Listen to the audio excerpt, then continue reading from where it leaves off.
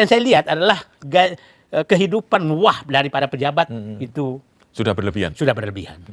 Simpelnya adalah saya garis ini untuk masyarakat kita adalah tadi Pak Saididu menyampaikan kita tuh harapan untuk maju untuk sejahtera asal penegakan hukum berjalan ya. 80 tahun Indonesia merdeka. Namun masih terjadi kritik di mana-mana oleh masyarakat kita. Indonesia terkenal dengan hasil buminya yang kaya raya. Namun kenapa kesengsaraan masih terjadi di mana-mana? Tutup poin aja Klenai. Saya Lukman Hanafi. Saya Apung Purwanto. Dan tamu kita Manusia Merdeka, Bapak Saididu akan membahas tentang apa yang terjadi di sana. Pak Saididu, terima kasih sudah hadir di Tutup Poin aja Pak Saididu. Ini sudah mau 80 tahun Indonesia Merdeka. Tapi kenapa sih masih terjadi kritik di mana-mana? Bahkan bantuan juga kemarin ada yang nyasar tuh. Itu triliunan itu. Itu apa dulu yang terjadi nih Pak Saididu yang selama ini aktif mengamati segala masalah sosial nih? Pancingannya bagus. Jadi saya teringat betul bagaimana kita menyambut 50 tahun Indonesia Merdeka 95. Oh, 95. Pada saat itu kita menerbangkan pesawat N250. Oke. Ya. Melepaskan kapal Pelni, kapal penggunaan Pelni, melepaskan kereta api Argo Bromo dengan berbagai produk unggulan yang kita lepaskan. Ya. Saat itu yang kita selalu hitung kapan kita menyamai Korea. Melewati Korea, kapan menyamai Jepang, kapan mendekati ini. Sekarang kok ketinggalan dari timur-timur. 80 tahun Indonesia. 80 tahun Indonesia merdeka. Nah, akhirnya saya menarik kesimpulan bahwa ternyata yang merusak bangsaku ini, karena saya ngalami betul, yang menurunkan daya saing bangsaku ini adalah politik. Oke. Ada apa dengan politik kita? Politik kita itu adalah politik jual beli. Oh. Politik jual beli sehingga melahirkan bandar-bandar politik. Oke. Yang bandar-bandar politik inilah yang menentukan siapa yang menjadi bupati, siapa yang menjadi gubernur, siapa yang menjadi presiden, siapa yang menjadi menteri. Komisaris juga ya berarti? Komisaris juga. Itu bukan yang pilihan yang dimilih oleh rakyat. Nah, karena desain politiknya yang salah. Oke. Nah, karena politik baru bagus tuh kalau penegakan hukum bagus. Kalau penegakan hukum bagus, ya enggak lah. Nah, itulah kita terjadi korupsi di mana-mana. Akhirnya politisi memelihara maklar. Oke. Politisi maklar untuk mempertahankan jabatannya. Dan ya Mas tadi menyampaikan maklarnya. Nah, 10 tahun terakhir ini pimpinannya yang jadi maklar. Oke. Yang mana nih? Nah, ya Presiden Joko Widodo lah. Oh. Nah, kenapa saya menyatakan dia maklar? Oke. Bayangkan, dia menerbitkan utang tuh, ya, ingat ya, utang pemerintah yang diterima Joko Widodo itu 2.600 triliun. Akumulasi utang 6 presiden sebelumnya. Oke. Utang BUMN 2.400 triliun, berarti sekitar 6.000 triliun. Oke. Utang kewajiban pemerintah pensiun sekitar 1.500 triliun, 7.500 triliun 2014. Oke. Sekarang 24.000 triliun. Wow.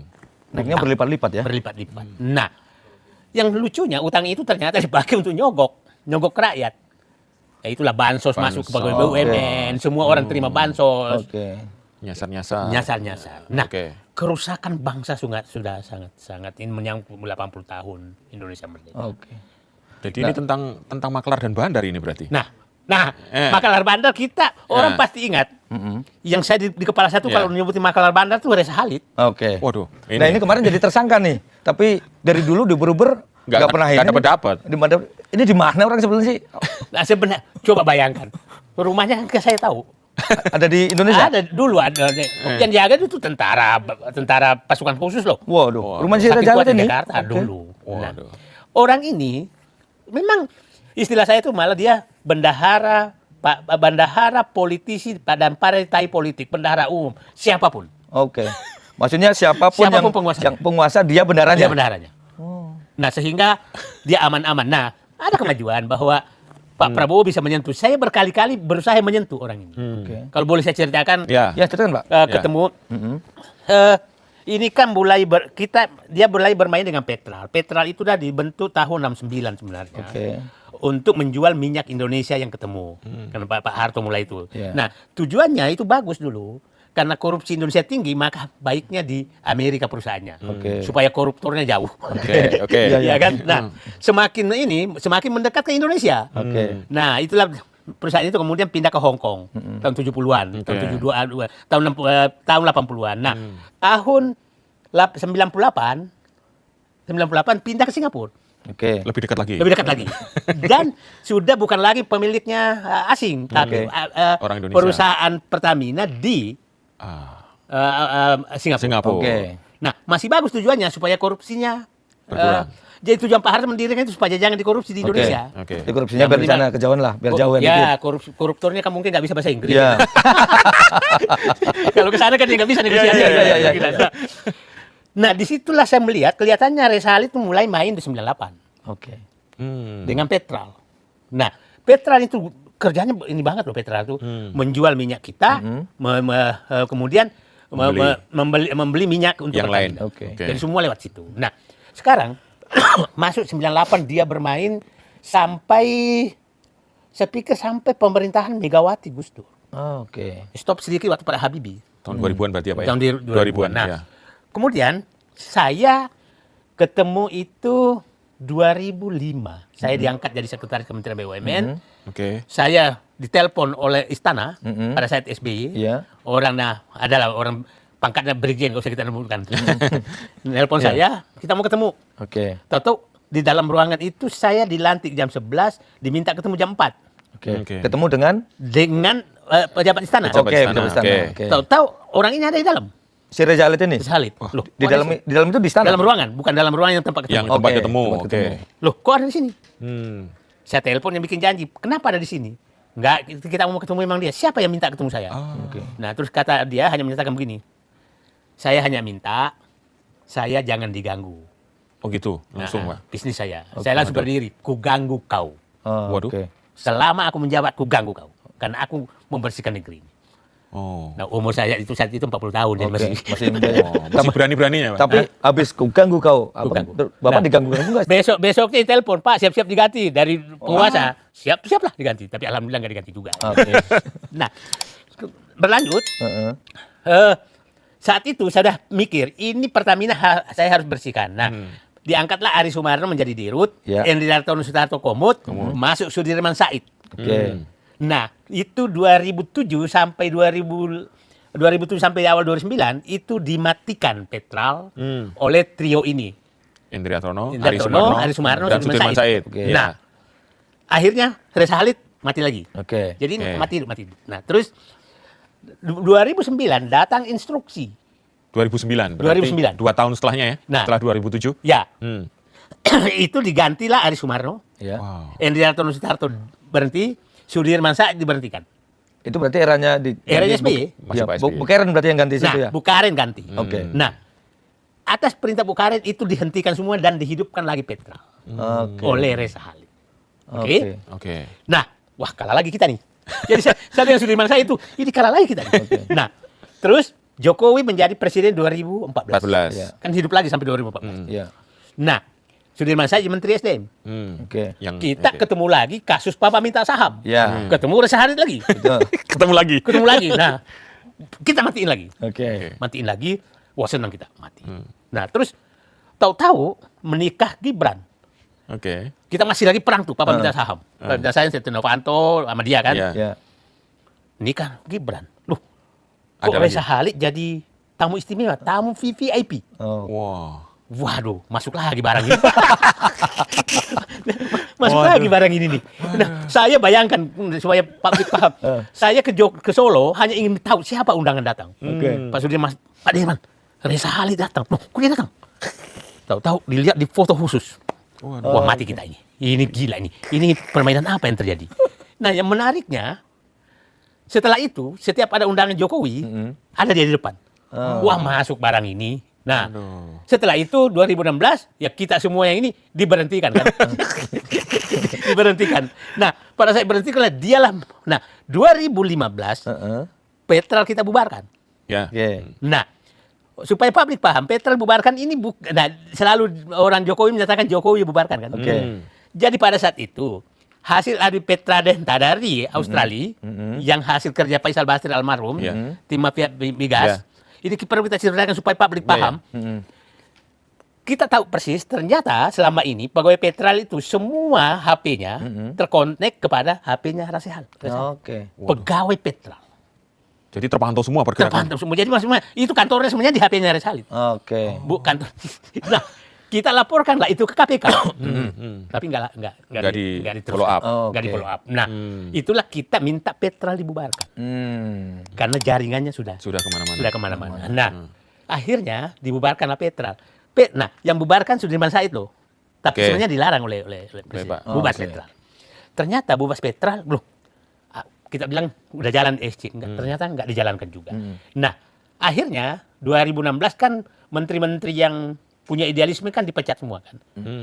Anies Baswedan, Rizal Ramli, Sudirman Said, Ferry Muslim Baldan, semua diberhentikan oleh Jokowi. Nah, muncullah permainan mulai 2018 muncul permainan baru yang terbuka korupsinya Kejaksaan Agung sekarang. Oke, yang 2018 sampai 2003 yang merugikan oplosan apa namanya BBM. BBM ya. Nah, permainan ini baru. Permainan ini baru karena ternyata Reza Khalid membangun kilang. Oke. Membangun storage. Ya, Jadi bukan lagi pedagang. Lewat anaknya. Ya kan? Nah, permainan ini berlangsung 2018 sampai 2023. Oke. Yang merugikan awalnya kan menyatakan hampir 1.000 triliun. Hampir 1.000 triliun. Nah, setelah ini kan hampir 300 triliun. Iya. Kan? Nah, yang menarik bagi kita, kenapa 2023 berhenti?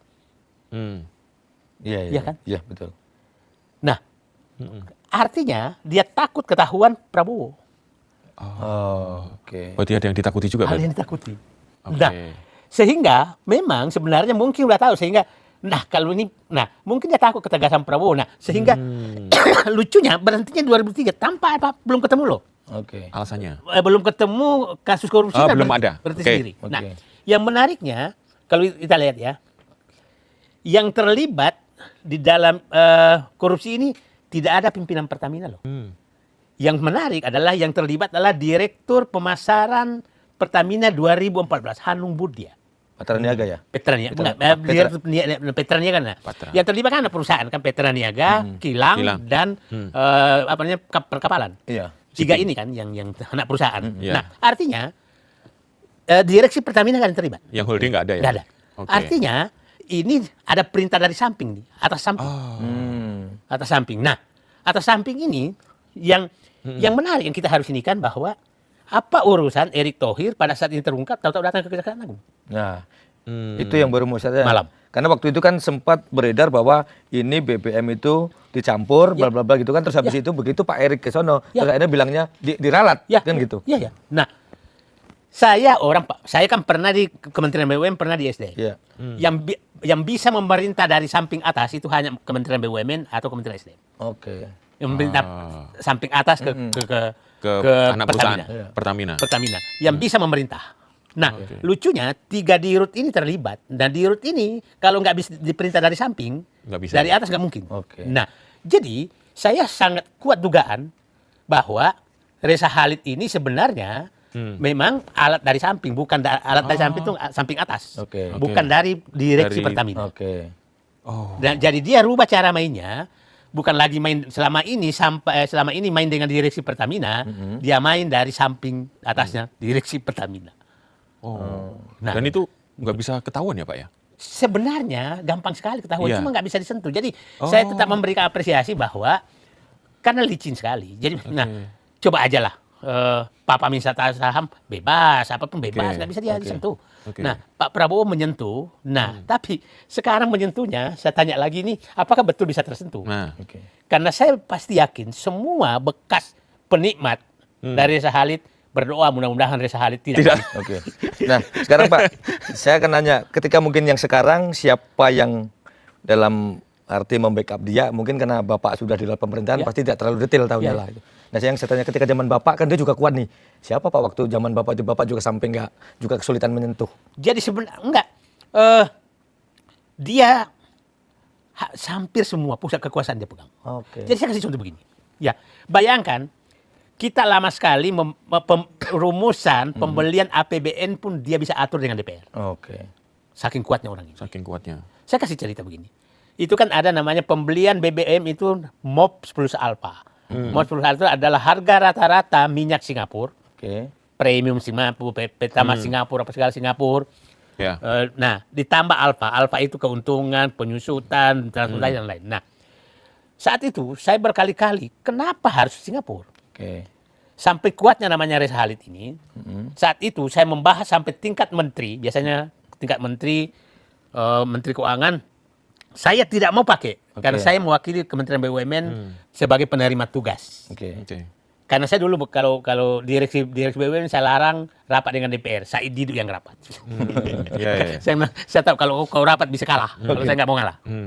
Udah 3 hari 3 malam dibahas, saya nggak mau ngalah. Karena saya tahu kalau kan harga rata-rata Singapura, pada saya tahu pemilik kilang Singapura kan kilang Singapura tidak banyak. Jadi kalau begitu berapapun harga Singapura kita harus beli karena undang-undang. Nah, dan saya tahu pemainnya di Singapura adalah Reza Khalid. Jadi berapapun harga yang ini Reza Khalid itu pasti dibeli. Ini akal-akalan nih.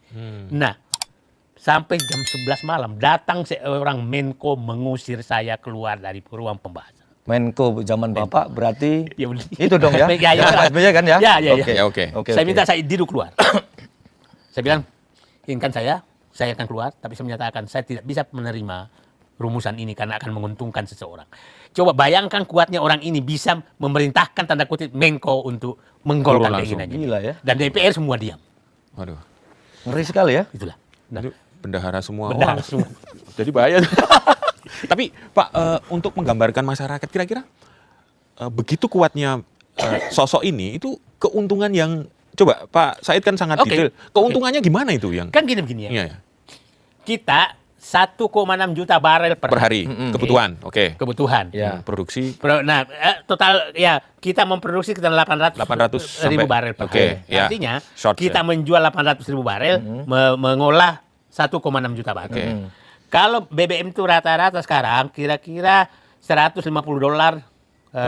per barel. Kalau $150 ya, sekarang ya? Ya, kalau ininya kan sekitar 100 kalau crude-nya. Nah, terus kalau 150 kali 1,6 juta, berapa tuh? Berarti $200 juta. 200 juta dolar. 200 juta dolar per hari. Per hari? Per hari. 200 juta dolar per hari untuk BBM loh ya. Belum crude. Jadi kira-kira belanja Pertamina tuh 300 sampai 350 juta dolar per hari. Kali 15.000 berarti 450 triliun. Per hari. 45 triliun. Per hari ya. Kalau untuk 10%, 45 triliun. 4 triliun. 4 triliun per hari. Ya, bagi-bagi seluruh partai masih aman. 4 triliun. Untung aja loh ya, belum markup ya. Bener. Untung aja untung loh normal, ya. itu normal ya. Itu untung normal nih. Ini hitungan kasar paling sedikit lah gitu. Iya. Kita sih kebayang aja enggak. Nah, supaya rakyat paham bahwa ini memang kalau partai politik, nah begitu juga impor beras, impor daging. Kita impor sekarang tuh di luar BBM itu sekitar 150 triliun per tahun. Per hari itu. Gila, gitu. Per hari. Berarti kalau dari cerita Pak Said itu tadi, saya jadi kebayang Indonesia ini kadang-kadang punya banyak kilang, punya banyak sumber minyak kali kalau istilah kalian. Kita sumber-sumber minyak banyak. Tapi kenapa kita harus beli melulu? Berarti karena ada ini ya? Itu perlu saya luruskan. Itu gimana itu, Pak? Minyak kita tuh banyak, tapi variasi kualitasnya berbeda-beda. Nah, sementara kilang itu butuh crude yang seragam. Sehingga memang kita tidak bisa membangun kilang untuk mengolah crude kita. Crude kita sebagian besar tuh crude bagus. Tapi jumlahnya nggak cukup. Sehingga mending dijual untuk dapat crude yang sesuai. Karena kualitas kilang itu butuh jumlah besar, tapi kualitasnya rata. Nah, kilang minyak itu beda-beda. Berbeda-beda kualitasnya. Ya, jadi kalau dicampur juga nggak cukup. Jadi bukan karena disengaja ya? Bukan. Jadi kalau orang bilang kenapa tidak diolah, lebih menguntungkan dijual baru beli crude lain. Berarti sekarang yang perlu dibetulin adalah tatanan jual pembeliannya berarti ya? Nah, jadi sebenarnya itu yang satu. Bagus nih masuk. Kenapa sih kita nggak bisa untung bangun kilang? Satu, hampir semua kilang di dunia itu IRR-nya itu di bawah 5%. IRR itu apa, Pak? Internet pengembalian modalnya. Di bawah 5%. 5%. Bunga bank kita di atas semua. Sehingga masuk. nggak masuk, Nggak masuk kita kan hitungan. 10%. Oke. Jadi kalau pas itu tidak bankable, tidak bisa dibayar oleh bank karena tidak layak. Oke. Tapi di luar negeri bunga banknya kan 2%, Rendah, iya. maka 5% pun untung. Oke. Sehingga kalau membangun di Singapura dengan bunga bank yang rendah, maka untung. Walaupun lebih Oke. pas masuk ke Sumatera langsung nggak untung. Nah itu sebenarnya kenapa nggak untung. Nah itulah dulu kita mau supaya ingat kan agar Arab Saudi membangun di sini di Indonesia, Aramco, dengan pakai dana dia sehingga pemenahan modal asing, sehingga pakai modal dia yang 0% maka layak. Iya benar. Hitungannya 0% nggak ada 0% bunganya. Oke. Kalau Arab Saudi kan 0% bunganya. Maka layak di Indonesia. Masih ingat dulu pada saat itu Joko Widodo langsung dibujuk oleh Rusia ke Rosneft. Tahu-tahu Aramco dibatalkan oleh Joko Widodo. Habis itu dia marah-marah, saya udah payungin raja kok nggak dapat. Padahal yang salah dia gitu. Oh iya. ingat kan? Yang nginep extend di sini ya. Extend di sini. Raja extend di sini lama itu. Nah, karena marah Arab Saudi karena dia pilih Rusia.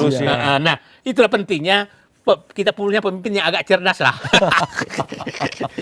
Tapi gini Pak Said, Siap.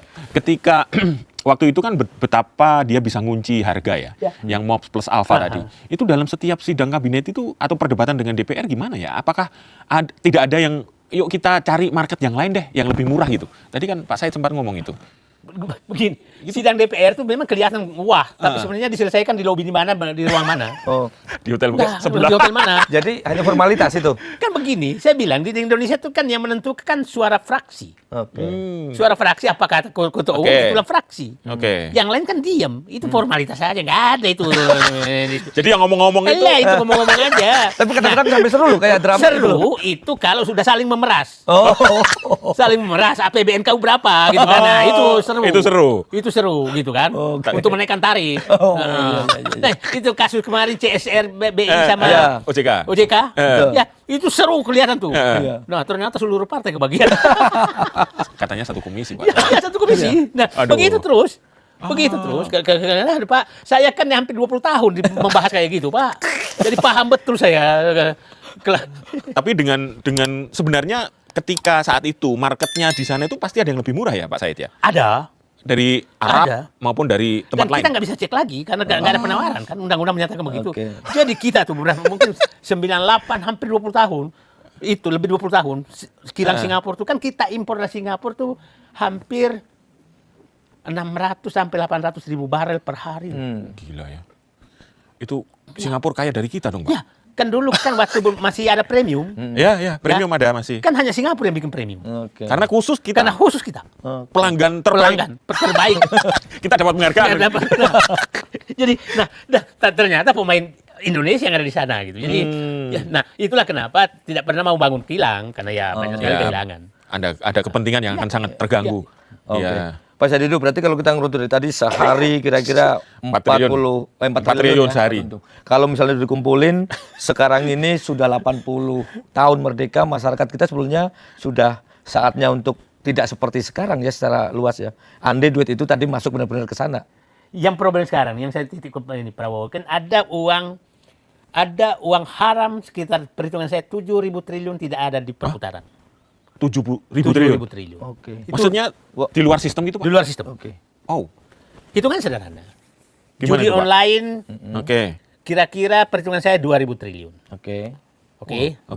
Korupsi, uang korupsi 2.000 triliun, 4.000 triliun. Ini korupsi dari segala bidang. Dalam segala bidang. Semua lini. Semua lini. Oke. Kemudian narkoba mungkin 1.000-an triliun. Oke. 1.500, penyelundupan 1.000-an triliun, 7.000 triliun. Oke. Nah, apa? Jadi, saya heran sekali kenapa kalau ini masuk ke perputaran formal, maka biasanya nilai tambah uang berputar 30%. Artinya 2.100 triliun uang akan berputar. Pajak anggaplah paling jelek dapat 20%. Artinya 1.400 triliun dong. Nah, jadi kalau mau menyelesaikan ekonomi Indonesia, itu formalkan semua itu, maka berputar ekonomi. Nah, yang kedua, yang problem besar adalah pemerintah sekarang ini betul-betul kebijakannya tuh kebijakan menyedot uang dari rakyat sebanyak-banyaknya, baru dikasihkan permen. Maksudnya begini, apapun dipajakin, sehingga kesedot kan. Terus proyek-proyek besar ditarik ke atas, kesedot semua. Jadi semua adalah kebijakan ini menjedot ke atas, kering dibawa baru dikasih bansos. Padahal sebenarnya bagi negara jangan sedot uang dari rakyat, karena saya petani pisang. Kalau Anda sedot, maka tetangga saya nggak beli pisang saya. Kalau dia beli pisang saya, maka saya beli ikan tetangga saya, maka uang berputar. Nah, itu yang terjadi. Nah, kita lihat contohnya begini. Petani sawit, semua kan dipajakin sampai habis-habisan. Pajak ekspor macam-macam. Coba kalau uangnya itu tertahan di petani sawit, maka uang itu berputar di kampung. Nah, saya sih berharap mungkin Menteri Keuangan kita ini nggak pernah hidup di bawah. Jadi pikirannya hanya nyedot gitu loh. Kenapa pilih jalan itu pemerintah? Kan pemerintah punya kuasa untuk memilih jalan yang pertama yang memasukkan 7.000 triliun dalam sistem. Nah, mungkin nanti Pak Said bisa jelaskan gimana caranya nih. Secara teori gimana nih dari jadi ini penegakan hukum. Udah berkali-kali kan kita menyebutkan siapa sih ketua Projo ini kan disentuh enggak. Iya kan? Nah, yang paling menarik kemarin yang merugikan bandar judi yang ditangkap. Di Jogja.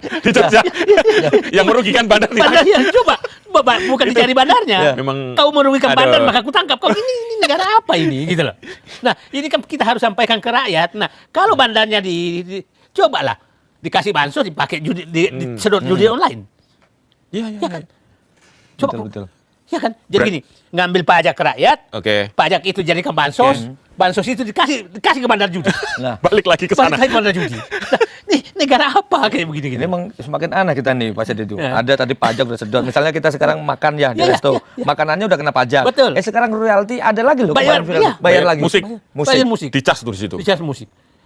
Ini, nah saya bilang, saya tadi kan menyatakan, mungkin sudah saatnya kita mencoba mengkritik Sri Mulyani. Waduh, ini ya. Ya, Sri Mulyani ini menteri terlama. 20 tahun menteri keuangan loh. 20 tahun. Nah, yang paling menarik, Bu Sri Mulyani kan saya ingat betul waktu 98. Saya mohon maaf bukan ini cuma membuat istilah aja. Karena saya saat itu sudah anggota MPR. Dan bertiga ini perempuan. Sri Mulyani, Miranda Gultom, Mari Pangestu. Itulah yang memberikan kritikan sangat keras kepada Habibie. Ekonomi Habibie, padahal Habibie lagi berprestasi kan. Bagus. Itu kita sidang di gedung MPR, dia di Hotel Mulia. Tongkrongannya situ. Tongkrongannya situ. Wah, jadi ini hebat sekali. Nah, setelah itu masuk pemerintahan. Nah, yang paling puncaknya adalah dia, saya katakan Bu Sri Mulyani lah membuat negara kebebani utang sangat besar sekarang, yang tahun ini kita harus membayar hampir 1.400 triliun 2025. Tepatnya kira-kira 1.352 triliun. Bayar utang dan pokok. Akibat dia menumpuk utang yang saya jelaskan tadi 10 tahun pemerintahan Jokowi. Sehingga saya katakan penderitaan. Nah, karena utang besar sekali sebagai bayaran ke rakyat, Joko Widodo masuk pemerintahan 2014 itu APBN belum 1.000 triliun loh. Total APBN 900 sekian triliun. Bayar utang sekitar 150-200 triliun. Sekarang 1.400 triliun hanya untuk bayar utang dan pokok. Karena kita bayar utang dan pokok sebesar itu, maka pendapatan negara sudah nggak cukup kecuali memajaki semua.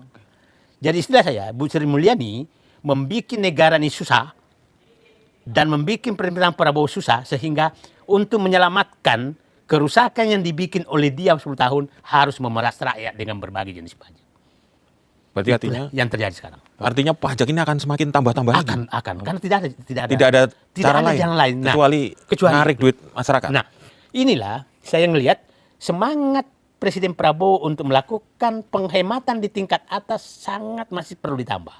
Tidak ada upaya mengurangi gaji pejabat. Nah, kemarin saya senang karena dia sudah memotong tantim komisaris dan insentif direktur. Insentif dia. Nah, itu oke. Jadi, tapi yang saya lihat adalah kehidupan daripada pejabat itu sudah berlebihan. Saya lihat tidak ada lagi batasan CC mobil. Ya kan, terus ajudan kebanyak-banyaknya. Banyak. Nah, tapi rakyat dibawa ditekan terus gitu. Nah, ini menurut saya yang harus dilakukan. Nah, jadi saya hanya berharap kebocoran segera ditutup. Karena saya masih yakin ekonomi Indonesia tuh ekonomi oke kok, maksudnya masyarakatnya Masih oke. potensial ya, Pak, ya? Potensialnya oke. Tapi ini kebocorannya yang paling. Oke. Kebocorannya yang parah ya berarti. Parah. Jadi tidak ada cara lain kecuali penegakan hukum kalau yang Hukum. Jadi menurut saya Iya. udah benar Pak Prabowo Iya. itu, tapi saya berharap antara pidato dan pelaksanaan mendekati lah. Iya, jangan terlalu jauh gapnya ya. Berantas korupsi, ya Pak ya, Oke. berantas korupsi, penegakan hukum. Itu oke, itu dulu deh yang dilakukan. Tapi bagaimana saya bisa percaya karena faktanya pidatonya berbeda dengan lapangan, masih itu. berbeda jauh. Iya. Apa namanya, Sylvester masih nggak bisa ditangkap. Ya kan? Mana-mana. Masih aman-aman semua, koruptor masih aman-aman. Nah, saya terobati kemarin tuh sedikit waktu ngasih abolisi gitu kan. Oke nih, penegakan hukum mulai nih. Nah, tapi pada saat masuk ke loh kok kayak begini sih. Nah, tapi saya berharap mudah-mudahan makin Mbak. Nah, saya sih berharap betul. Kan begini. Saya tuh kadang-kadang kepingin kok begini sih, bayangkan. Sogokan hakim ketemu uang cash 11,8 triliun, kan logika gimana logikanya negara ini mau diperbaiki 11,8 triliun cash, artinya sogokan yang saya katakan uang haram itu 2.000 triliun pasti ada, pasti ada yang terkena. Kalau itu diinginkan, nah jadi kalau Pak Prabowo itu memperbaiki hanya 2 aja dah, dan pasti semua kita dukung. Dulu korupsi dan penegakan hukum. Tapi ngomong Pak Sadidu, oke lah ini abolisi ke Pak Tom Lembong banyak yang mendukung sepakatnya, tapi ada juga yang mengkritikan ketika yang korupsi yang lain itu juga kena amnesti gitu. Kan mereka jadi menilainya ini udah mulai nih saling sogok-sogokan jatuhnya biar tidak ada oposisi nggak ada sebagainya. Gimana Pak itu Pak? Yang saya bilang begini, yang saya dukung adalah pengampunan terhadap pembelokan penegakan hukum. Kalau mengampuni korupsi kita lawan. Nggak boleh digunakan untuk itu. Hak ini untuk mengampuni koruptor. Itu nggak boleh sama sekali, gitu kan? Nah, itu menurut saya. Makanya Pak Prabowo kan masih ada pada saat dia menyatakan kembalikan uangnya rakyat itu maka kau ampuni. Kita kritik kan, hanya berbalik lagi tidak diampuni. Jadi maksudnya dia juga kadang-kadang masih menggunakan telinganya. Beda dengan Jokowi, nggak menggunakan telinganya sama sekali. Jadi harapannya untuk ini kembali ke yang katanya lagi di Malaysia. Kira-kira gimana ini masyarakat bisa kakapnya ini bisa sebagai simbol bahwa ini serius penegakan hukum? Saya masih punya harapan. Harapan. Pak Prabowo menunjukkan itu. Karena begini, Pak Prabowo betul-betul butuh bangkitnya kepercayaan dunia dan internasional dan investor bahwa penegakan hukum terjadi baik di Indonesia. Itu dia butuhkan. Kalau dia terlambat, maka ini berat sekali. Akan berat sekali menyelesaikannya. Tapi kalau dia bisa menunjukkan bahwa memang penegakan hukum itu terjadi, maka itu perlu dilakukan. Nah, maka kepercayaan investor akan kembali. Kan begini, kita ini kan negara yang pasarnya besar, sumber daya alamnya besar, berlimpah. Jadi nggak terlalu repot sebenarnya untuk membangkitkan kembali. Tapi kan begini, kita lihat kita pasti masih merasakan sekitar 2005 ke 2000 pada saat SBY itu lumayan loh, pertumbuhan ekonomi ganti-ganti mobil macam-macam itu karena penegakan hukum masih bagus, politik masih bagus. Nah, saya berharap Pak Prabowo betul-betul yang problem sekarang Pak Prabowo ini kan masih memakai kabinet yang lama yang kita tahu track recordnya. Saya tuh menangis melihat pernyataan. Coba sekualitas, saya biasanya sekarang udah nyebutin nama, karena orang Indonesia kalau nggak disebutin namanya lupa, nggak hukuman sosialnya nggak ada. Iya. Nah, bayangkan pernyataan Nusron Wahid kemarin itu menyakitkan masyarakat ya. Pernyataan Dr. Stella yang katanya jagoan itu, yang menyatakan MBG itu memperkuat matematik dengan bahasa Inggris, logikanya nggak nyambung sama sekali gitu kan. Pernyataan Bahlil bahwa menyiapkan tambang untuk Amerika, ini menteri-menteri apa semua kayak gitu. Nah, kan menurut saya ini harus coba kita bandingkan umpamanya menterinya dulu Pak Harto, ada Mari Muhammad, ada Baharudin Lopa, ada Emil Salim, Subroto, Habibie, Mari Muhammad. Itu kan ini kita ketemu Raja Juli yang tukang maki-maki Prabowo. Ini gimana kita mau Nah, maksud saya Pak Prabowo harus menyadari bahwa bangsa Indonesia butuh kembali kepercayaan orang-orang berkualitas digunakan. Terkait dengan itu kan kabar bahwa akan ada reshuffle kan mulai muncul lagi nih. Setelah ada tanda-tanda abolisi. Terus Pak Prabowo juga mulai confident menata kekuatan militer kemarin yang sangat confident. Ini publik juga mulai muncul lagi. Waduh, ayo kembali ke jati diri gitu. Gimana, Pak? Jadi saya hanya berharap Pak Prabowo, kan temanya dia persatuan, rekonsiliasi dan persatuan. Tapi jangan sampai rekonsiliasi dan persatuan berubah menjadi persekongkolan. Wah. Oke. Yang Oke. saya anggap sekarang, kabinet sekarang itu masih kabinet persekongkolan. Oke. Nah, kalau persatuan, maka orang-orang baik buat provinsi itu disatukan untuk memperbaiki negeri ini. Itulah kabinet persatuan. Jangan Bapak persekongkolan, Bapak bungkus dengan kata persatuan. Sehingga semua yang ini disatukan. Ya nggak bisa. Ya udahlah, yang jelek-jelek aja gitu. Nah, saya berharap kalau Pak Prabowo mau, maka betul-betul persatuan itu berbasis pada kejujuran, kebenaran, integritas. Bukan siapapun bisa ditampung. Oke. Kalau gini, kalau itu dilaksanakan aja, mungkin tidak langsung ya Pak ya. Mungkin Pak Prabowo juga mendengar kritikan, masukan dari masyarakat, terus kemudian melakukan itu mungkin secara bertahap. Katakan sekarang 50-70% gitu. Kira-kira kalau itu dilaksanakan, itu ekonomi bisa tumbuh berapa sih Pak? Saya perkirakan kan begini. Kalau saya katakan, kalau orang menyatakan Indonesia tumbuh 5% itu, ya kasarnya monyet didasiin menjadi presiden tumbuh 5%. Oke. Kenapa? Tumbuh 5%. Itu konsumsi kita, itu tumbuhnya biasanya 2,5%. Oke. Selama tidak ada kelaparan, Konsumsi pertumbuhan penduduk kan 2%. Ya. Konsumsi kan naik 2% kan? Jadi 2,5% itu pasti konsumsi. Pasti konsumsi. Oke. Pabrik Allah. Pabrik Allah tuh tambang, minyak sawit, karet, Sumber daya alam. ikan, sumber daya alam. Ya. Itu nggak ada presiden pun tumbuh itu. Tetap terus, Itu masih pabrik ada Allah. terus. Itu mungkin 3%. Jadi kalau hanya tumbuh 5%. 5%, itu nggak perlu ada presiden. Sudah Nggak tumbuh perlu ada sendiri. kebijakan, tumbuh 5%. Berarti Oke. kemarin BPS ngumumin 5,12% itu nggak ada pimpinan juga tetap di situ? bawah 5% itu kalau dikorupsi. Oke. Jadi kalau mau tumbuh 8% itu bisa sebenarnya, asal korupsi dihilangkan, manufaktur ditingkatkan. Nah, jadi sebenarnya Nggak susah ya Pak ya? Nggak susah. Dengan apa yang dimiliki Indonesia sekarang Nggak susah. konsumsi Ya. bagus, sumber daya alam melimpah. Melimpah. Nah, catatannya agar tidak korupsi. Ya, jangan korupsi. Oke. Itu aja. Itu insya Allah nggak. Tapi dalam sejarah Indonesia belum pernah tumbuh di atas 2 digit ya Pak ya? Belum pernah. Tapi Karena paling tertinggi 8 ya Pak? 8 pernah. Tahun 70-an, waktu booming minyak. Bumi minyak. Iya. Bumi minyak. Zaman Pak Harto ya berarti Yang ya? Pak Harto. Tapi kan ini konsumsi masih rendah. Oh iya. Nah, konsumsi 1%. Oke. Pada saat itu pertumbuhan penduduk kan ditekan 1%. Oke. Nah, itu yang penyebabnya. Oke. Jadi mestinya kita optimis juga nih. Iya. Kalau Jadi saya bilang hanya 2 kok Indonesia itu. Iya. Hanya 3 lah. Kumpulkan orang baik untuk mengelola negeri ini, Oke. orang pintar berintegrasi dan lain, Oke. menutupi korupsi, tegakkan hukum. Oke. udah simple. Simple. Oke. Oke. Itu. Nah, yang merusak ini ya politik aja. Nah, soal politik nih, mumpung saya nanya nih, ini di luar ekonomi.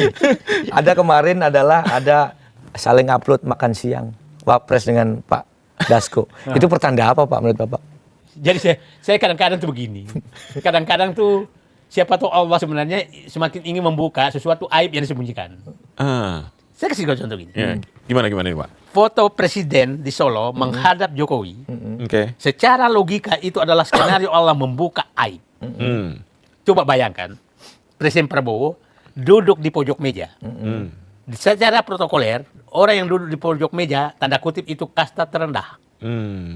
Oke. Kalau kita makan yang pojok meja itu biasanya nggak kebagian makan tuh. Oke. Jauh semua makanan. Ya.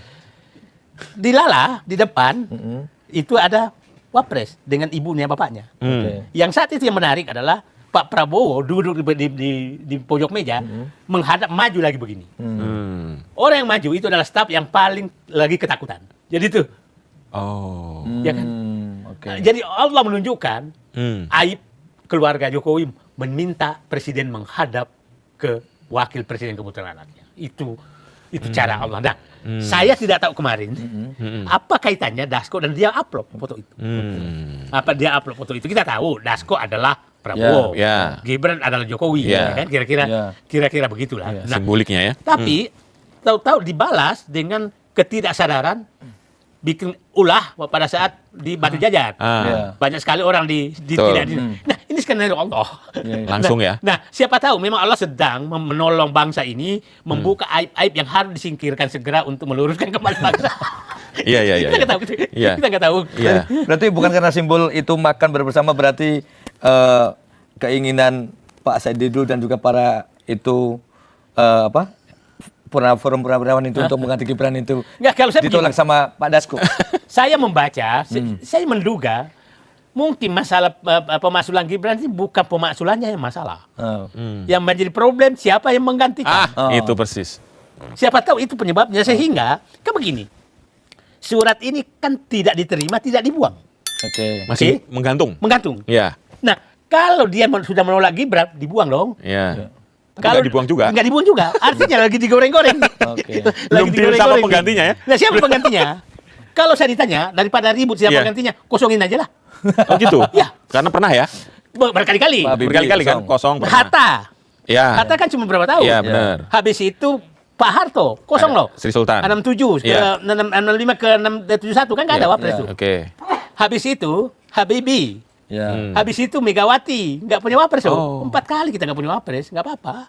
Jadi nggak ada masalah, Nggak ada masalah. kalau dikosongkan. Jadi ya? kalau daripada ribut-ribut, kalau kalian berebut terus ya udahlah. Kosongin saja. Wah ini menarik. menarik. Untuk menghindari konflik. Ya, Mendingan dikosongin. Iya daripada kenapa lu yang dapat? Ya udahlah sama-sama nggak dapat lah. Iya. Ini pikiran-pikiran liar aja demi Iya, keselamatan iya. bangsa dan negara daripada begini terus. Nanti ada yang berpikir liar lagi. Wong dikosongkan sama ada juga sama saja sama-sama kosong. Oh iya. Jadi, Iya. jadi saya menduganya ini Iya. bukan karena tidak setuju Gibran. Oke. Nah, perlu saya luruskan. Orang menyatakan, apakah kalian benci Gibran sehingga nggak jadi harus jadi harus dimasukkan? Begini, demi keselamatan bangsa, maka kita jangan ragu-ragu mengoreksi kalau ada kesalahan. Oke. Yang Ya. koreksi yang kita lakukan terhadap Gibran, satu, agar tidak ada lagi satu keluarga yang membangun dinasti menghalalkan segala cara. Oke? Yang kedua, agar kita memberikan bahwa kepada bangsa ini bahwa memang orang berkualitas lah yang pantas menduduki sesuatu kedudukan sesuai kualitasnya, bukan sesuatu yang direkayasa. Oke. Oke? Yang ketiga, jangan kita menyiapkan pemain cadangan yang kita tahu bahwa pemain ini nggak bisa main kalau pemain utamanya berhalangan gitu kan. Kan kita tahu gimana ke negara ini kalau pemain terjadi apa-apa kepada Prabowo. Apa yang terjadi? Kan kira-kira 3 hal itu supaya rakyat paham. Ya. Pemaksulan Gibran itu menyelamatkan bangsa dari 3 hal. Oke. Satu, tidak ada lagi ke depan menyalahgunakan kewenangannya untuk membangun dinasti keluarganya dengan melanggar undang-undang. Ya. Yang kedua adalah bahwa bahwa persaingan untuk kualitas itu, integritas kualitas itu diperlukan untuk memilih yang terbaik dari pemimpin bangsa ini. Yang ketiga, jangan menyiapkan pemain cadangan yang kita tidak tahu bahwa dia tidak bisa main. Udah pasti kalah berarti. Udah pasti kalah. Oke. Menarik banget ya. Menarik, lucu nih, lucu. Sampai banyak dari politik, tapi tadi ada sempat menarik nih, saya pengen nyari juga yang 7.000 triliun ada dari mana itu ya Mas Ridho. Saya pengen juga itu dapat tuh. Ya, saya pikir ada sebagian besar di bawah bantal penegak hukum. Yang tadi disebut ya, 11 triliun ada di mana? Minum dulu, Bang. Oke, makasih. Ini udah. Saya ada satu pertanyaan lagi. Oke, kita minum dulu. Dan bagus. Masalah bangsa itu kita bahas. Iya. Jangan- Oke, jadi gini Bang, tadi bicara tentang kualitas leadership, yang tadi jangan sampailah kita nunjuk pemain yang pasti tidak bisa main. Nah, kalau menurut Abang dengan sekarang yang dulu sangat ngerti tentang BUMN, bagaimana sih sebenarnya rekrutmen di BUMN sekarang? Kan kemarin sudah banyak kritik, sudah mulailah ya TNTM dihapus, terus kemudian jangan sampai ini jadi tempat tampungan relawan, tampungan orang yang nggak punya kompetensi di situ. Nah, gimana Bang? Jadi saya lihat begini, Bapak ini membuka luka lama saya karena sebenarnya saya ikut salah. Oke. Nggak apa-apa, Bang. Pada saat menjabat saya nggak benahi. Iya, gimana nih Bang? Jadi gini, kalau seleksi direksi udah oke lah. Sudah oke ya? Yang masalah Oke. adalah komisaris. Oke. Yang problem adalah politisasi BUMN yang sudah sangat parah. Nah, sehingga menjadi tempat penampungan BUMN sekarang menjadikan caleg gagal, Oke, ya. relawan, Ya. ya kan, tim sukses, Ya. kemudian tukang maki-maki 4. Ini penampungannya mereka gitu kan. Ya kan, ya anggota partai yang nggak gagal. Jadi komisaris BUMN. Relawan. Relawan kita harus paham yang biasa bekerja profesional adalah orang yang tidak bisa diterima kerja di mana-mana, maka dia jadi relawan. Oke. Ya kan, kecuali memang sudah selesai dan tidak mau dinyatakan relawan. Nah, tim sukses itu pasti bukan orang sukses. Ya, namanya tim sukses ya. Meskipun calonnya nggak sukses, tetap sukses. Nah, hanya orang tidak sukses yang menjadi tim sukses. Iya. Kalau dia, yang ini kan yang ini tukang maki-maki ini kan. Ini sama dengan buzzer nggak ini kira-kira? Ya, nah, tukang maki-maki kan begini. Kita sebutkan nama. Saat melawan SBY dimaki, habis itu kasih karpet merah. Pindah lagi. Nah, kerusakan bangsa ini karena selalu memberikan karpet merah kepada juru maki, tukang maki-maki. Kita sebutlah bagaimana ngabalin maki-maki Jokowi. Pas diterima Jokowi, habis itu dia maki, ngasih ini lagi, tukang maki-maki itu. Nah, di PSI bagaimana maki-maki Prabowo, gitu kan. Nah, tukang maki ini dikasih peran penting, dikasih karpet merah, digaji. Nah, kalau kita sudah memberikan begitu, maka jangan pernah berharap orang yang berkualitas. Nah, seperti halnya di BUMN. Nah, saya katakan BUMN ini itu kan sumber uang yang sangat besar. Saya bilang dulu, sekali saya begitu.